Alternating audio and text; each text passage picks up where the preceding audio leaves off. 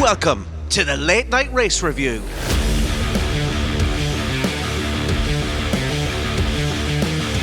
Azerbaijan and Red Bull say, "I forgot you existed" to the rest of the grid. Should we just leave a blank space where Alpine used to be? And is the love story between Sainz and Ferrari starting to stale? Was that enough Taylor Swift puns? Yeah. Damn it, Fernando, look what you made me do. We wrap it up with a look at our fantasy league and our predictions game, as always. Don't forget to support the podcast by hitting those like, follow and subscribe buttons.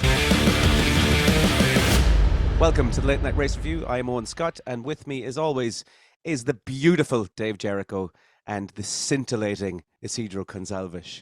Before we kick into any of today's action, Dave, do you want to give us a roundup of the F1 Fantasy League?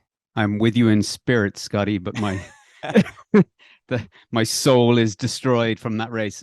Anyway, before we get into that, the F1 Fantasy, everybody, don't forget to join us.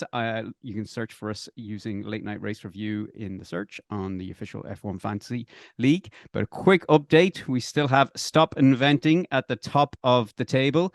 But good news, everybody, I have moved into 4th place. Yeah, I know that's what everyone tuned in for. Scotty, you are 17th, and Isidro 18th. You boys propping each other up at the bottom of the table. Nice. Yes, sir. So everybody jump on. There's prizes at the end of the season, some t-shirts and hats and stuff like that from the official F1 store. So jump in. Fancy, I like that. Back to you, Scotty. Get us underway. Okay, so today was meant to be littered with Taylor Swift puns galore, but unfortunately I couldn't find one of her songs called Bored to Tears. Yeah. So instead, I'm going to reference how far Red Bull are away from everyone else in the pack by saying we are never ever getting back together. That is it, I think. The season is over. Red Bull have done it. Dave, what did you think of the race weekend overall? Did you enjoy this weekend? No. Okay, straight to the point. Yep. I know Baku has usually given us some great races in the last few years, so I was kind of fairly hopeful.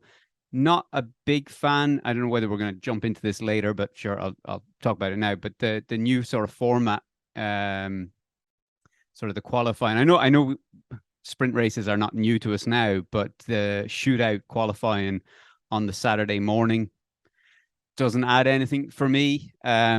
Sprint race, I'll be honest, didn't, other than some choice quotes from Max Verstappen, the sprint race didn't add anything for me either. I'm a simple man. I'd be happy with just the qualifying on a Saturday, the race on a Sunday, and I'm happy out. I like to see teams and drivers focus all their attention on the main event. It didn't add anything to me. I think if they're gonna bring something in, change it up, bring something that adds something different to the weekend, not just a truncated race. So yeah, look, I know there's a split camp on this. Some people think it's a great idea, giving more racing, but yeah, for me, I'm not a fan. That was going to be one of the first things I was going to ask about. So let's just jump straight into it then. Isidro, your opinions on the sprint race. What's your thoughts? I didn't like it either. I think it distracts the teams from the main event, like Dave was saying, and the fact that they need to race on Saturday and very few hours to just get everything set up if needed for Sunday.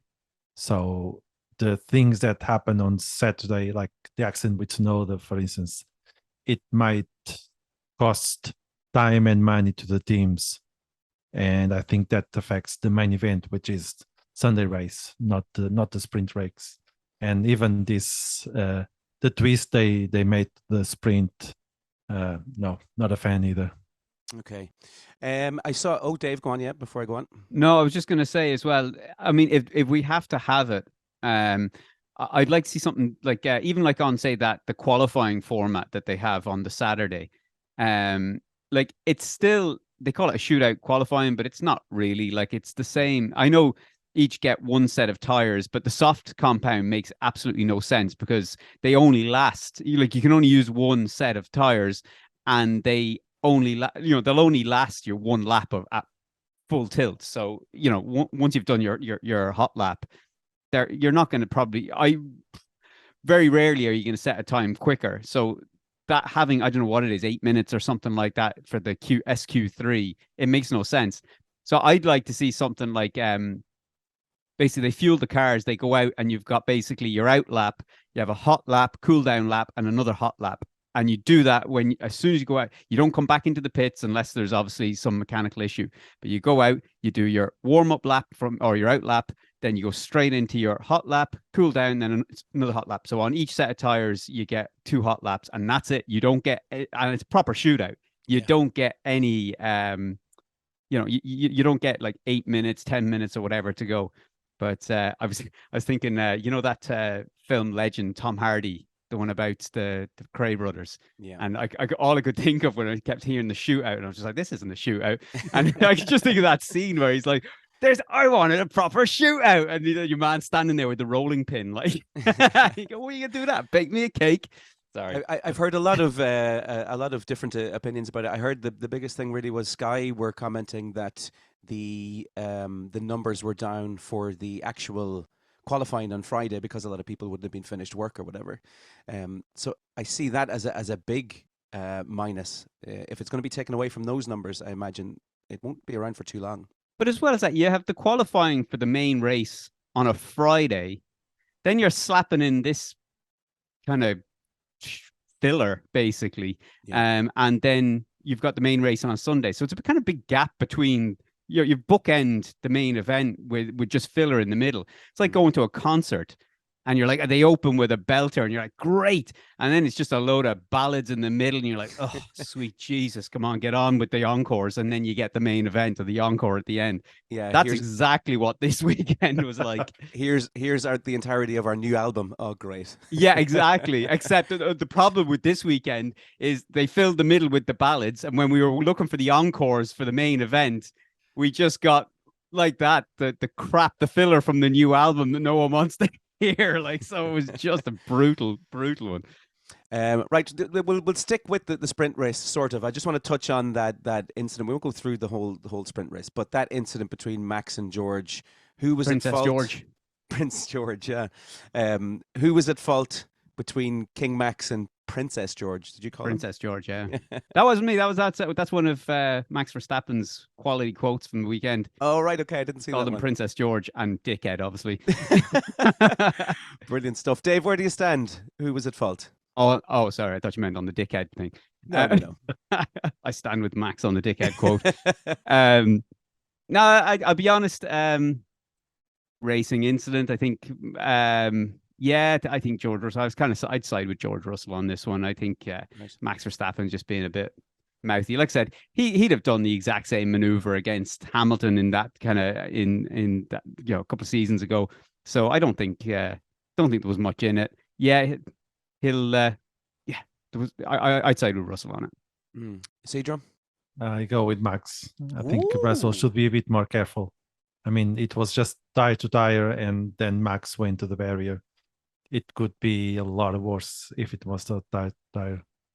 So big head move from Russell. No, I don't know. I think it was just good hard racing, and I don't know. I think look, I'm siding with Russell. That's the end of it. It led to nothing really in the end.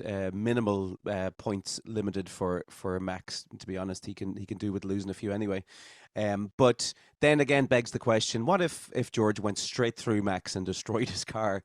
What does that lead to on a Sunday? Yeah, well, that's the thing with these sprint races, isn't it? I mean, I'll be honest, they would rebuild a car for the next day. Like, I mean, these teams are well able for something like that. Right. But the problem is, I'm not 100% sure how it works with the whole Parc Fermé and all that type of stuff. But rebuilding the car for the Sunday, then, these drivers aren't going to get out and test it. And I mean, they will do the setup the same as what they had, but there's no guarantee they're going to be as comfortable in a sort of a rebuilt car at the last second. So it does put them at a disadvantage if there's an accident. And obviously there's the cost factor that comes into it for not just even the smaller teams, but even a team like Red Bull. I mean, if you absolutely wreck a car, and that's a couple of million quid's worth of damage that's coming out of your cost cap. So, so yeah, it is an issue all round. And there's how many is there? Is it 6 we're going with this season of these, or is it 3? Yeah, it's still 3. But it was 4. Next is Belgium in June. Oh, sorry. I So think. there's 4 sprint races this season, is there? Yeah, I think so. Yeah, I'll be honest, I'm not 100% sure. So, yeah, like that's fairly risky. Sorry, 6. It I'm is just 6. checking now. Yeah, 6. So, like that's adding a lot, and that's adding a lot of wear and tear to the components of the car. I know they're going to give them an extra, some extra components and stuff like that to account for it. I don't think it's going to be enough. I mean, I don't even think it was enough when we had a standard season. We were getting to the end of the season where where drivers were taking ridiculous penalties, grip place penalties and stuff like that because they were replacing components so regularly. So throw in 6 sprint races. You've got then the wear and tear and the components and the risk of the crashes as well. So yeah, I don't want to see the sprint races, if I'm honest.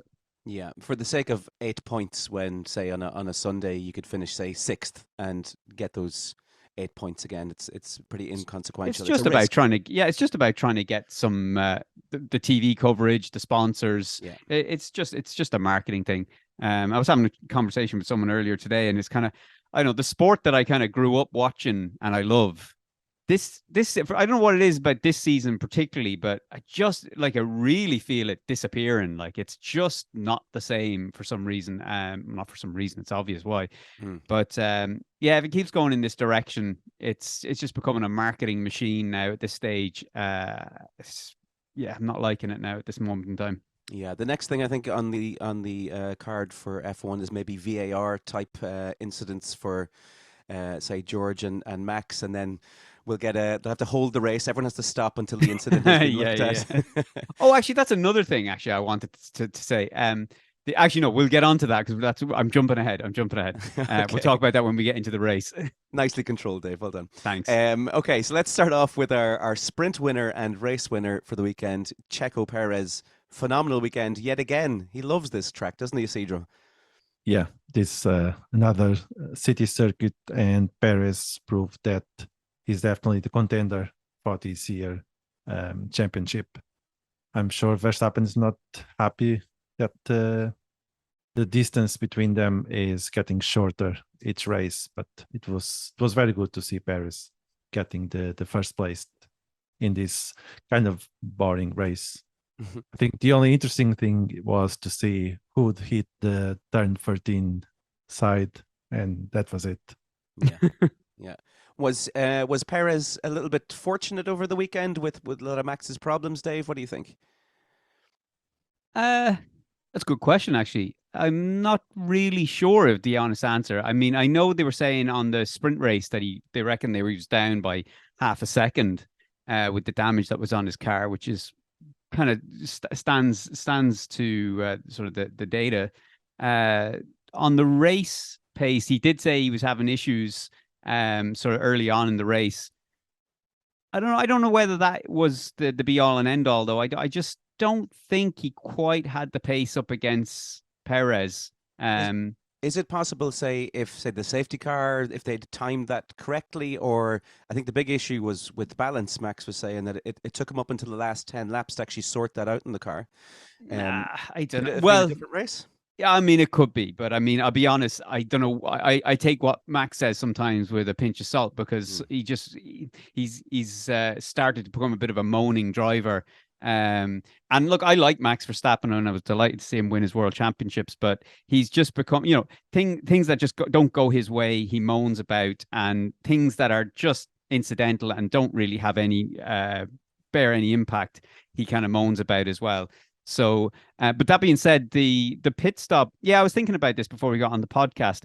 I still think even if he didn't make that pit stop early, I still think Perez had the pace to take him. I think Perez would have overtaken him at some stage later in the race, which probably would have made us would have given us a bit more of a spectacle, I think, of a race had that have happened, because the way it unfolded, it just didn't really give us much to blow our hair back with. So yeah.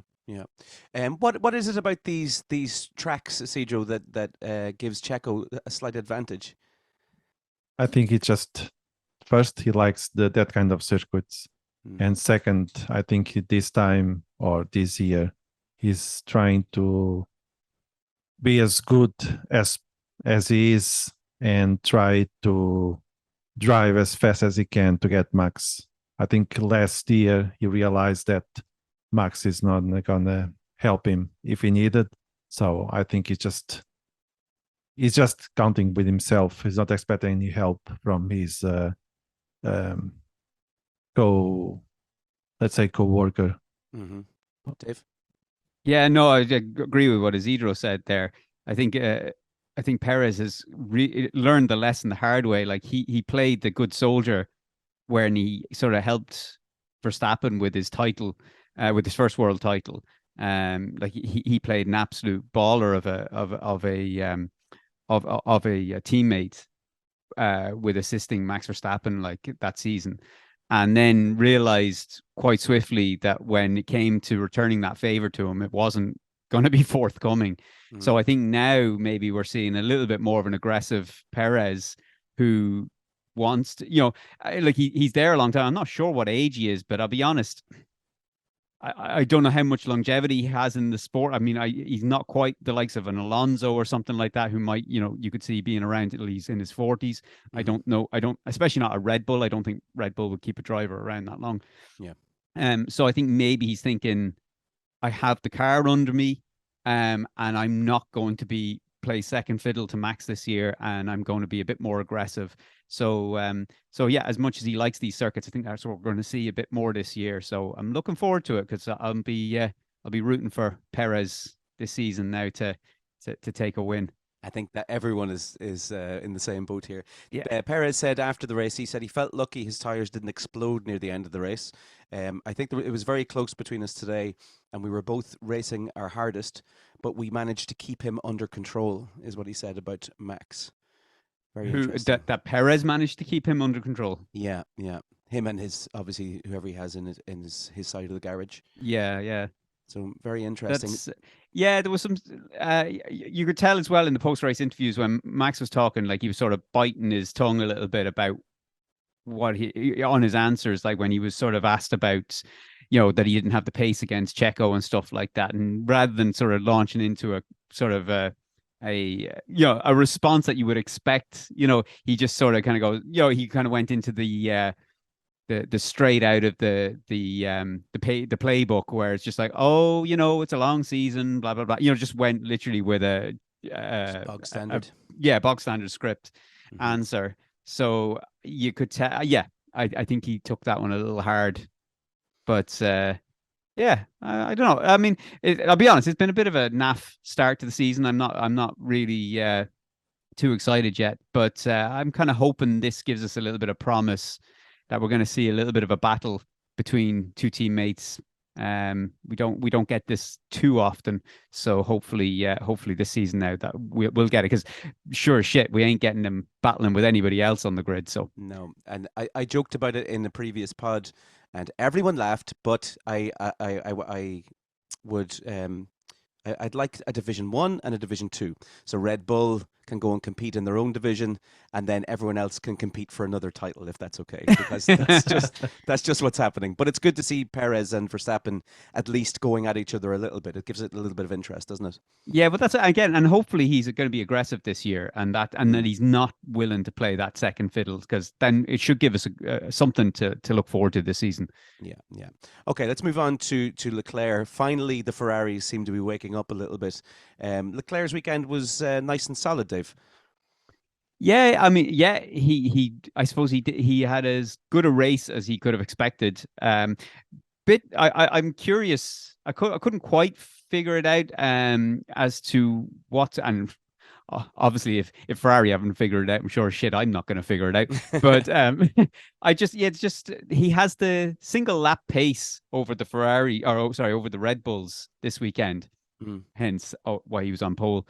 But when it came to the full race distance, just didn't have it. But I mean, even on the straights and stuff like that, even over kind of a single lap in race spec, he just didn't seem to have the pace that the Red Bulls had.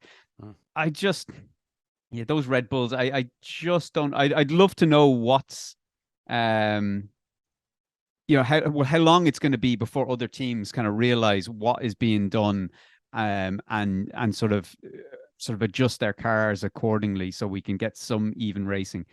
So, but anyway, as for Leclerc, I think he did the best he could. I mean, he finished, I think, 21 seconds off the Red Bulls, and that was with a safety car.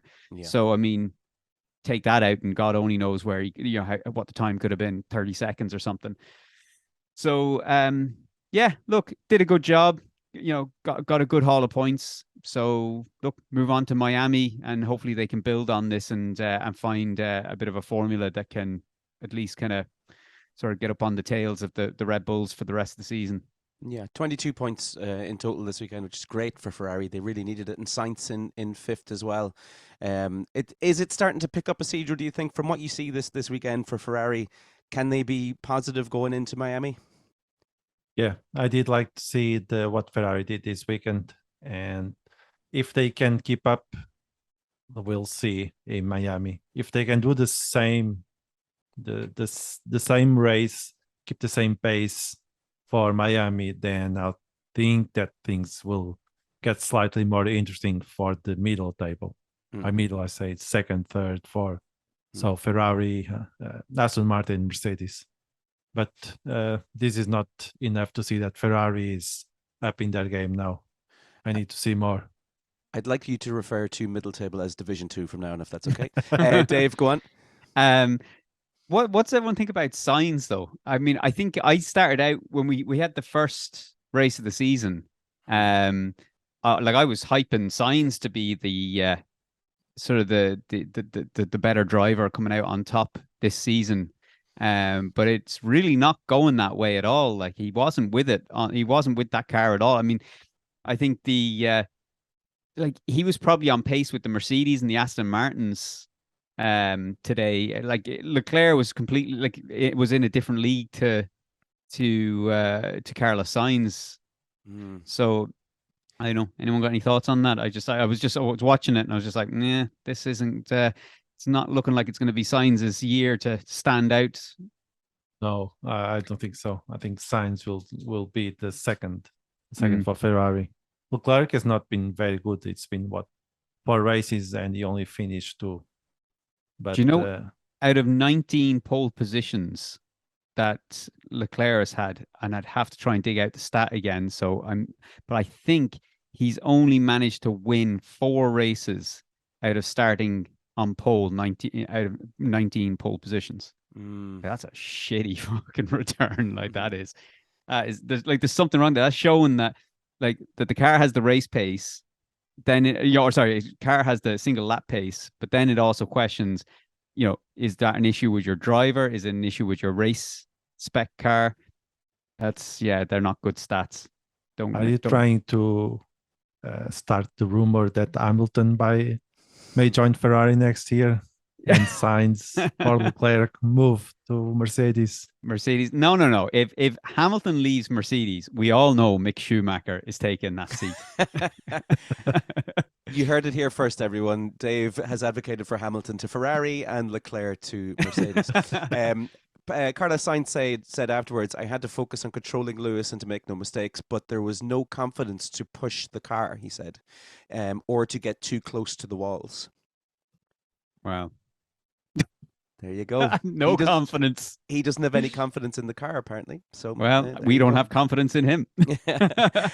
Moving on from Ferrari, and let's go to the hottest ticket in town. Fernando Alonso, for the last week, has been setting the front and back pages alight. Oh yeah. Let's just talk about the race first of all, and then we can. Yeah, we don't have to talk about the other thing. He did pretty good. He was starting to come back on Leclerc. Leclerc was saying that he was only a second behind him, I think, near the end. There was a good gap, but he managed to close it down. I think the drag on those Aston Martins was too much, wasn't it? They weren't getting the performance that they were getting in the previous races. But look, that's not a bad thing. I mean, for a car that's sort of, this is their first sort of season where they're competitive.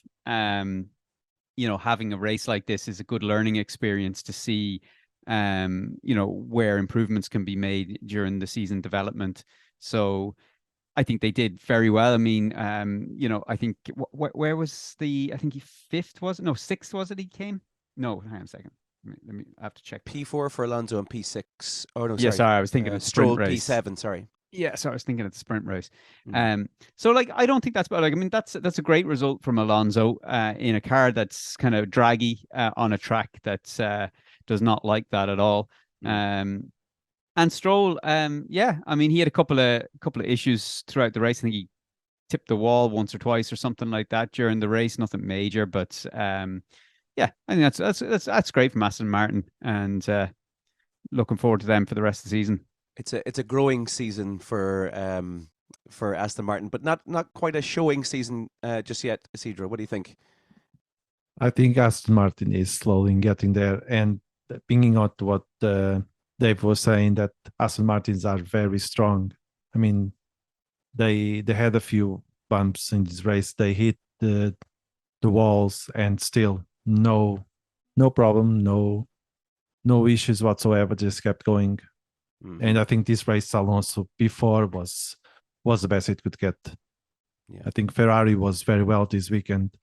In the other weekend, maybe Alonso got the third place, but today Ferrari was up in their game, and I think the P4 is very good for Alonso. Go on, Dave. I wonder who's going to come out ahead now in the sort of the development, as the season goes on. Or is it Ferrari or Aston Martin going to kind of get that second place in the Constructors' Championship? Yeah, it's very interesting. The way Ferrari are going, or have been going up until this point, you'd imagine it'd be Aston Martin, but you just don't know with this weekend. Maybe the tide could be turning, maybe? Yeah, I don't know. I mean, at the start of the season, we were thinking like Aston Martin had just leapfrogged Mercedes, so we just assumed that was going to be the competition. And then as the season went on, and we saw, or as the couple of races have gone on, we saw Ferrari sort of still having similar issues that they had last season.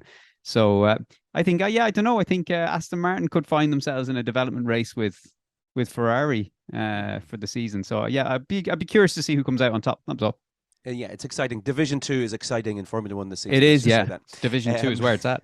Okay, why are not referring Mercedes between that little battle, Ferrari, Aston Martin? Mercedes is doing much better than Ferrari at the moment. I was just about to ask about Mercedes next. Wait, hang on. Are you talking about in the development race for the rest of the season?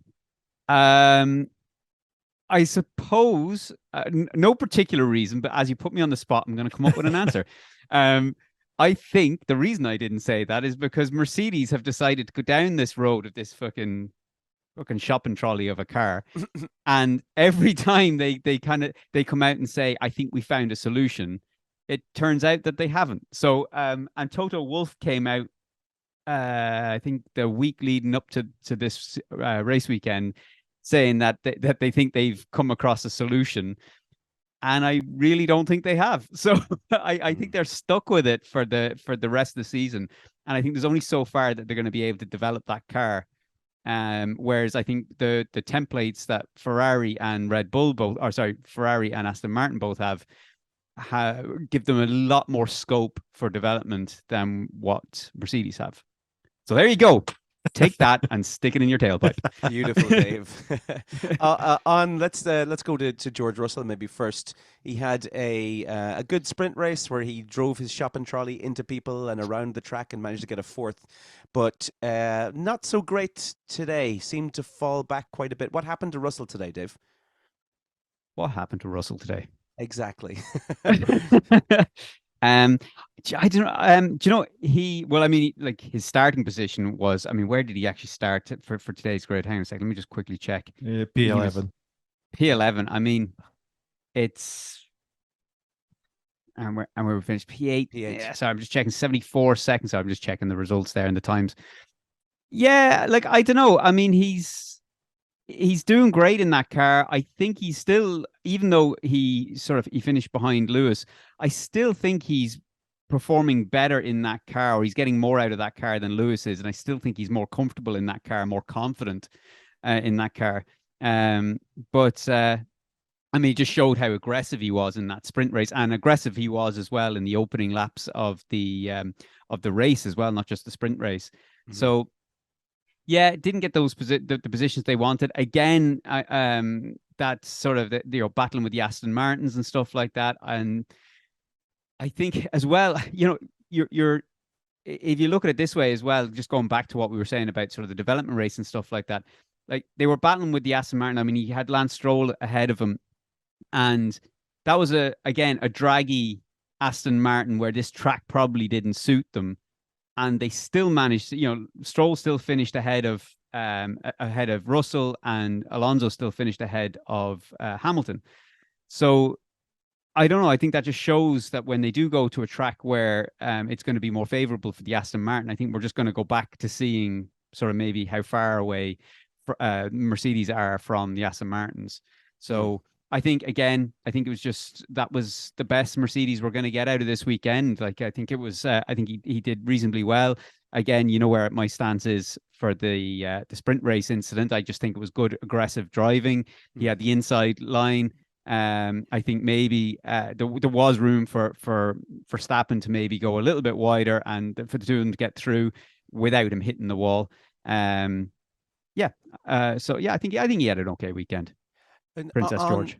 Princess George on Hamilton versus Russell. I know we don't like to go, who's driving number one, who's driving number two, but George seems to be getting a lot out of this car, but he still is back in seventh position on 28 points, whereas Hamilton is up in fourth on 48 points. He's quietly going about his season, getting these little results, and not really, like today, didn't really show up that much. He was just kind of tipping away, doing his thing, and getting those points. Yeah, it's true, but I still would feel. It still comes across that Russell is still more confident in that car, or more comfortable in that car than Lewis is. Lewis maybe is fighting it a bit more, but getting more out of it. Maybe that's just the experience from Lewis Hamilton over the years and stuff like that. And maybe if he had a car he was more comfortable with, obviously he'd be sort of battling up the front. So, in terms of the sort of the rivalry between Russell and Hamilton, I'd still, in the long run, look, I don't know. I'm saying this, I'm kind of contradicting myself, but probably Hamilton will probably come out with the most points. But I just, I don't know. I'm going to contradict myself there, so I'm going to shut up. I agree with you, though. I do think Russell looks the more exciting driver, and he seems to be getting the most out of the car, but Hamilton just seems to be doing the job quietly. Yeah, it's true. Really, and I think that'll stand by him by the end of the season. Let's have a little look to McLaren, Isidro. Seem to be some upgrades coming into today. Do you think they're starting to pay off a little bit? Did you see an upturn in their performance overall, both McLarens? Overall, maybe they are doing slightly better than the last time, but it was not the upgrades I was expecting to see. I was expecting to see the McLaren up at the same level as last year, and these upgrades, they just maybe slightly up from previous race. So I don't think they are still there. They are doing improvements race by race, but they are very far away from the McLaren that we saw last year. Yeah. Norris today, Dave, had a lovely little overtake. I'm not sure who it was on. Maybe, I want to say Ocon. It was one of the Alpines, I believe, coming down just past the castle. I think the turn after the castle. He had a good race, didn't he?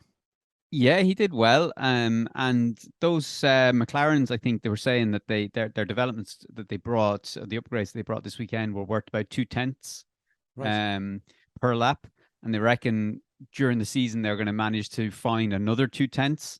I'll be honest, finding another 0.2 throughout the season, I don't think it's going to move them any further than where they're at the moment, sort of battling to get inside the top 10. So I think that's where they're going to be for the rest of the season, if that's all they're going to be able to bring. But they did well. I know Norris, I'm contradicting myself. I know I was saying earlier, I thought Russell was the better driver, even though he was finishing behind Hamilton, but I'm going to say the same again here about the McLarens. I thought Piastri impressed me more than Norris did, even though Piastri finished behind Norris. But Piastri, being a rookie, Norris obviously having a lot more experience in the McLaren. I just thought Piastri did pretty well today.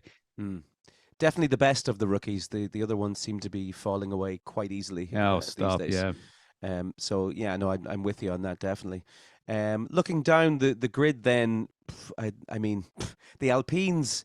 Are the Alpines surprising anyone with how bad they actually are this season? No, but I think they brought a hell of a lot of upgrades, and oh God, I'm having a brain freeze moment. What's your man's name? Team principal, Alpine, American lads. Otmar. Oh yeah, Otmar Satnav. Yeah, Satnav. There we go. Or Satnav. Satnav, whatever his name is. Yeah. Satnav. I nearly said there for a second. Otmar Turn right. Satnav. I've got Otmar on the team radio there.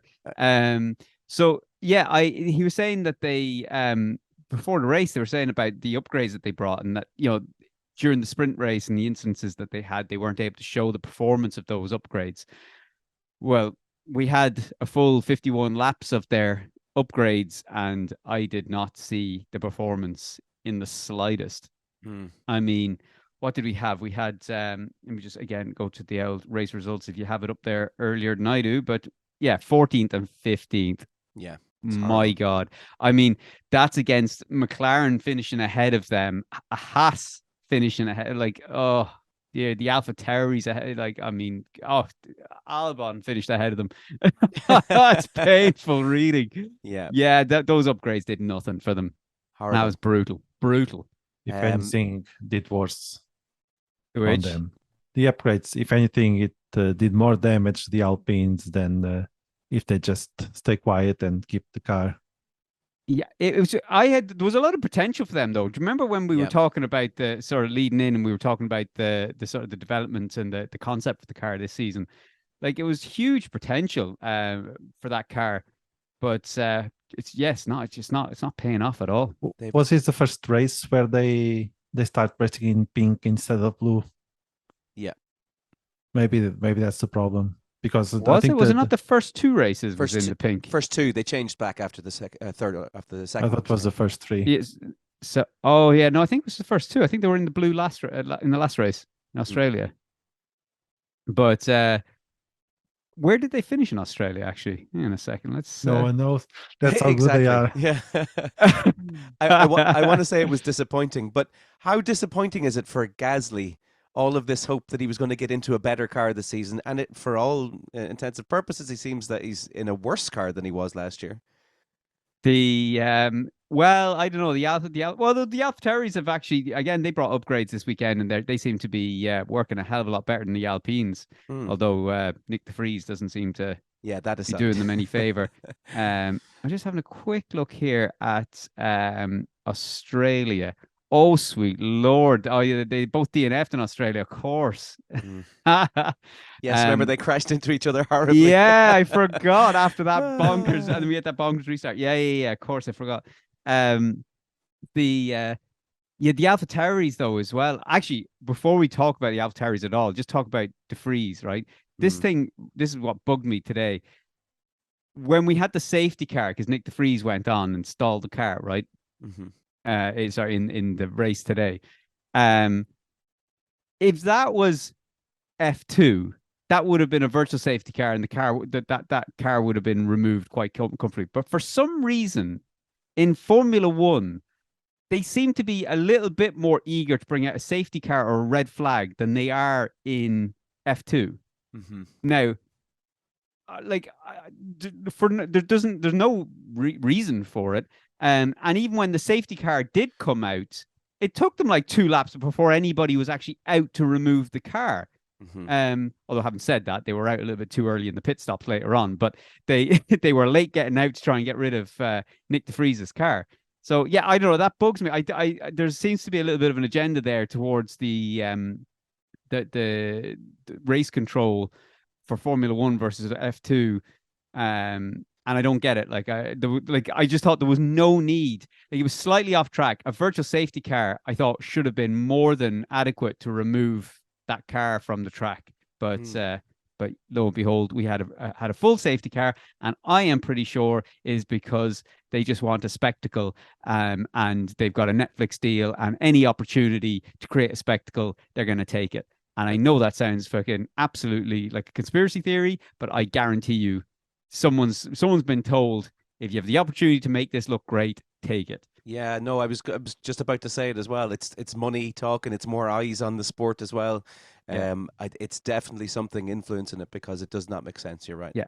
I mean, the safety car when Tsunoda, it was in the sprint race, wasn't it? When Tsunoda hit the wall. 100% I got that because you had parts of the wheel scattered all over the track. So that you had to sort that out and clear the track. But for where, and like De Vries stopped his car, like what, about 20 feet from the sort of the exit of the track. Mhm. So they could easily remove the car. I don't get why a full safety car was needed there, and virtual safety car would have done just fine. Like, but anyway, look, that's just my own complaints. Before we finish up today's podcast, I want to just touch on something briefly. If we're talking about drama and conspiracy theories, do we think that Netflix were involved in any way in Alpine nearly killing a lot of reporters? What happened here? Yeah, someone What from went on? Netflix just went down to the press and says, "Oh, the race is over, lads. Go Go on, on. go up and get your photo." Go on, go on. Jeez, Go on. if I was a photographer now, I'd want to be at the front to get the best photo. Like, The last photo before you pass away. Imagine. yeah. You're cut in two by an Alpine. Here's Frank's last photo, and it's just like, fucking the visor of Ocon. Like, Not even a well-performing Alpine. It's the shit Alpine. Sorry, now, lads. having said that, for Alpine, you're doing shit when nobody realizes that you're still racing, and they've come out in the pit lane to take photos of the guys on the podium, and you're still coming in for a pit stop. Horrible. Nothing sums up their season so far or better than that, I don't think. But it was communication problems, was it? I guess there's just no one got the word. Yeah. Look, I mean, they'll investigate it. I mean, there's everybody on the internet now saying, "Oh my God, can you believe that's so not right in this modern day of Formula One?" Yeah, they'll fucking investigate it. Relax, like, Yeah. Jesus Christ. It happens. It happens. Shit happens. Everyone's alive. Yeah. This time. I think unless anyone has any other business, does that really sum up today's race? A little bit boring overall. Yep, it was shit. Moving on. We'll see you in Miami, which will also be shit. So I'm telling you now, everyone prepare yourself for another shit podcast because it will be a shit race in Miami. Yay! Let's see if Dave's right. All right, Dave, take us into the predictions. Okay, so the fact that you started off with saying, let's see if Dave was right for Miami being shit. If my predictions for this for Baku are anything to go by, it's going to be an amazing race in in Miami. All right, let me pull up the paperwork here. Okay. Oh, righty, what do we have here? Right, my top three stuff was Max Verstappen, goose egg. George Russell second, did not happen. And Alonso third, also did not happen. Oh man, Scotty, tell us how shit you did. So I predicted Max first, which did not happen. I went for Perez second, which did not happen, and I went for Alonso third, which did not happen either. Well, and Isidro.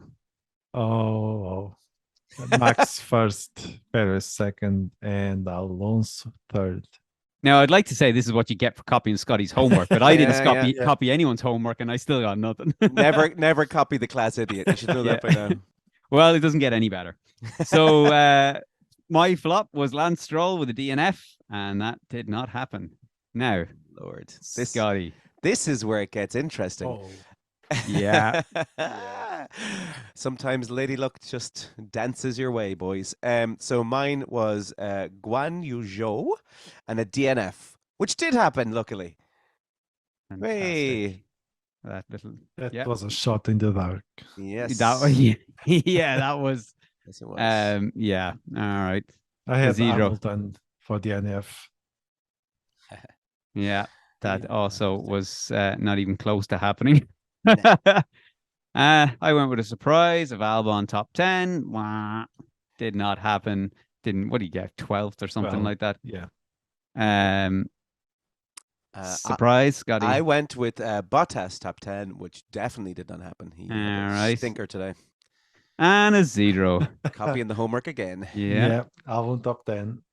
Goose egg. So we have a huge calculating. Join us in 30 minutes while we do the calculations of these scores. There's so many to calculate here. All right, Scotty wins this week. Yes, the boy Joe. All right, so if we update the table, that gives me still at the top on 2 points, Scotty on 1 point, and Isidro.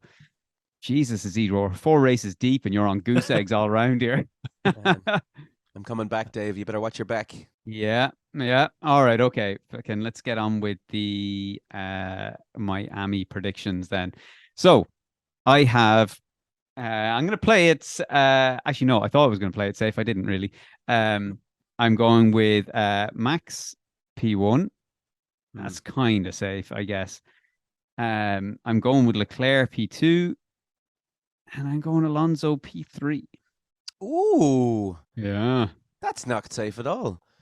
Yeah, I know. No, I thought I was playing it safe, but I forgot to change my predictions before I jumped on. Yeah, I am going somewhat safe. I'm going to go with obviously Max P1. He rarely doesn't finish first, like 2 races in a row. I like the way we all fucking hyped Sergio up. Yeah. Like, yo, you're the man, Sergio, and then none of us are backing him like to finish first. Yeah, I'm going to go with Perez P2 though. I'm still with he'll him. be delighted. Yeah, sorry, Sergio. And I'm going to go Alonso P3. Oh. He's in America. It's where his new girlfriend is from. I think He's going to want to show off. He's going to want to show off. Yeah. I'm with you. That's exactly why I picked him for P3. I don't want to copy Oh, Scotty. have you completely copied Scotty again? Hang on a second. You've just done the exact same prediction from last week as well. Oh, that's true. Yeah. No, but I'm going to put Perez first. Oh, yeah, that's the man is trying to get the championship this year. Someone needs to support the guy. He does, The little one. He needs you to hold his hand to the checker flag. Second, Max. Yeah. And third, of course, Alonso. He wants to look good for the girlfriend. Big time. All right, Dave. Who's your flop? My flop is Perez. Oh, with a DNF. Ooh. Just said that the man is No. I would if I didn't. I feel it. I have this spiritual energy about me, and I just feel that Perez is going to have a DNF. Had that spiritual negative energy had not been there, I would have put Perez to win the race. But there's negative energy, so Perez DNF. I like it. I like that. Okay, I've just changed my DNF because the one I was going to say, you probably wouldn't give it to me anyway. So I'm going to go with Lando Norris with a DNF. If you remember last season, he was wearing a stupid basketball That's right, yeah. And I think it was Ocon went straight into the side of him. That's right as well, yeah. I'm going to go for history repeating itself this year as well. Yeah. Who were you going to go with, though, before him? Sonoda, DNF. Yeah, we wouldn't have given that. Yeah, he was borderline today. Oh no, well it's a DNF. Like you can't not give a DNF. Like I mean, he was top 10 today. So yeah, but it's a McLaren. McLaren and DNF go hand by hand. No. Sonoda was top 10 today. I was going to go with Sonoda. You've given me a DNF for McLaren. No, I think if you call any DNF, I think you have to be given. Like I mean, like even if you said Logan Sargent DNF, I think you have to give a DNF. Yeah, it's a bit of a shot, like in fairness. Yeah. Now, this is that sounds like it's going to be one of these rules that's going to be exploited later on in the season. But yeah. Yeah. Okay, Isidro, who's your flop? Hamilton, DNF. Okay, I want to just before we move on, I don't want to drag this out too much, but I want to go through our DNFs. So I've got Perez on a DNF. I'll be honest, I'm not really sure. I feel it could be an accident tangled up with someone, but I don't think it's going to be his fault. I think he's going to be an innocent bystander in his DNF. What are you thinking? You think someone's going to wipe Norris out? You're going to think it's going to be a repeat of last year? Yeah, I'm not putting money on this, but I think it's going to be Gasly. again. That's very specific. Yeah, as I say, that's not what my guess is based on, but I think it's going to be Gasly. I am just going to make a sub note here. Yeah, no, that's not what I get the point on. No. I tell you what, if it's Gasly, can I get 2 points? If Gasly wipes out Norris, I'll say here on the podcast, and look, I don't know whether Isidro will back me up here. I will give you the point for the week. Yeah. You take the win that week if Gasly wipes out Norris. Yeah. But if Norris just gives a DNF, you get your point anyway. But if Gasly takes out Norris, you've won the week. Yeah, done. perfect. That's a good. The odds on that one. Yeah, I like that. What are you thinking? What's your DNF on Hamilton? What's happening? Oh, Mercedes and their development will do something. Ooh. There was air quotes there when Isidro said development for anyone listening audio only. I mean, I know something happened to Russell in the last race, but it's rare enough for a Mercedes to have an engine DNF, an engine right? issue. Yeah, the engines are usually pretty solid, but and a lot of their development, I think, is aero, is it? But that's always a first. There is always a first, yeah. It's true. It's true. All right. My surprise is going to be Nick de Vries top 10. Ooh. Well, I wait. Was that ooh as in we're not giving that to you, or ooh, no, Dave, that's not happening? Kiss your point goodbye. Now I don't know. Those Alpha Tauris, I think, are actually they're quick. Yeah. If he can just keep it on the road, that's the thing. Yeah, that's my gamble, but I'll top 10 anyway for Nick de Vries. Yeah. I know it's a punt. I hope you like eggs. Okay, I may as well have gone with Mick Schumacher top 10. He's more likely of happening. I'll tell you, you would have won the week if that happened. Oh, if Mick Schumacher gets top 10, that would be amazing. Yeah.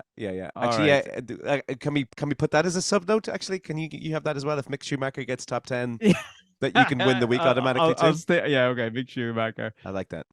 E10. Okay, my surprise. I'm copying your homework from last week, lads. Albon top 10. Isidro. It's just because I go first, I think, is the problem. If I went second, it would look like I was doing it. So I'm guessing, Isidro, I'm putting Albon top 10 for you as well. I'm consistent. That guy will give me the point one of these races. Yeah. You've gone with him for. Oh no, you went with. Well, you're fairly committed to Williams, Isidro. You went with Logan Sargent in race 1. You dropped off there with Bottas in race 2, but swiftly went back to the Williams.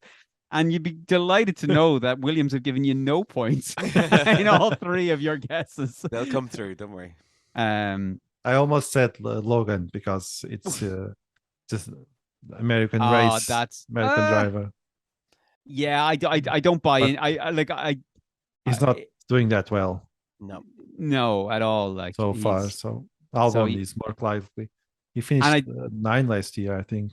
Yeah, I think if anything, the fact that Logan Sargent is racing at home because he's from Fort Lauderdale, I think he's from Florida. Yeah. So that could be worse for him. That's exactly it. I think he could be out to prove something that he's he's writing checks that his skills can't cash. Like, yeah. And his performances coming into this race mean that there's more pressure on him to do that. So I don't see it. All right. Well, that I think about sums up our predictions and the shockingly awful Baku podcast. Sorry, everybody. But no, we'll be back from Miami where we will deliver a phenomenal podcast on a shit race. Yes. Guaranteed. So until next week, we shall see you then.